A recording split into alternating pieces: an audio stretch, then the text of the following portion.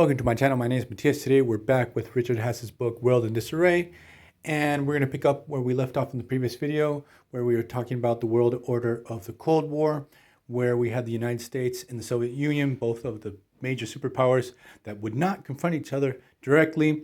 And the author put a lot of emphasis on the idea that both sides would use a lot of restraint. So we're going to dive into why they were using so much restraint.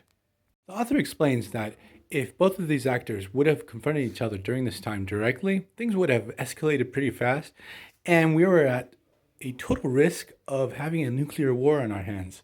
Both countries had a nuclear arsenal big enough to basically wipe each other out a couple times over, and both had contingency plans that if they were attacked, they were going to be able to respond no matter what.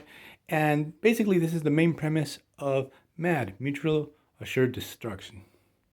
Basically, nuclear weapons changed the game and altered the balance of order within international relations. And both of these actors realized that they're in quite a predicament. Richard Haass puts quite a bit of emphasis on the idea that nuclear weapons can have a tremendous destabilizing effect on international relations in general. But due to the fact that the United States and the Soviet Union realized the situation of MAD, neither of them wanted to be responsible for wiping out all of civilization. So they were pretty responsible and decided to work together.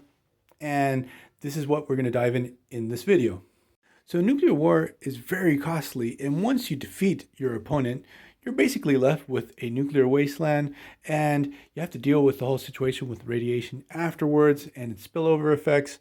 Adding to the situation, we have to add the concept of a second strike. So even though you get in the first punch, you destroy your enemy, you're going to get obliterated. And that's the main emphasis of MAD. This caused a pretty interesting situation where there's no incentives to strike first, and modeled and shaped the respective arsenals of the United States and the Soviet Union.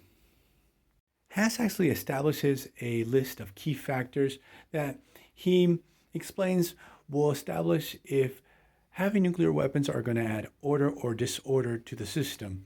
And all these factors were very important into how the United States and the Soviet Union decided to try to work together and try not to bomb each other to oblivion. So these key factors would be: how many nuclear weapons do you have? Where are they stored? How are they deployed?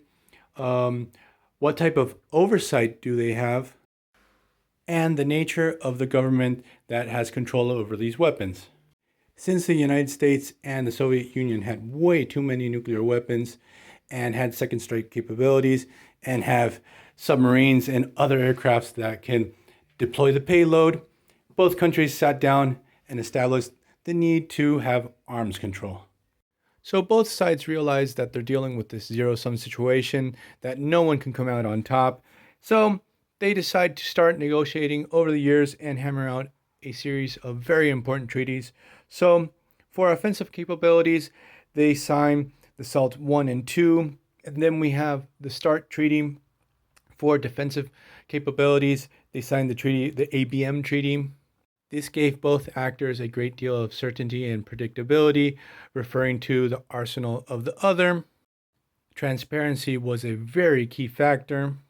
And it's fascinating the focus of the ABM Treaty to remove defensive capabilities, because if you're able to defend yourself from an attack, the whole concept of MAD would go out the window and one of the two parts might get an upper hand. So that's why they tried to neutralize it.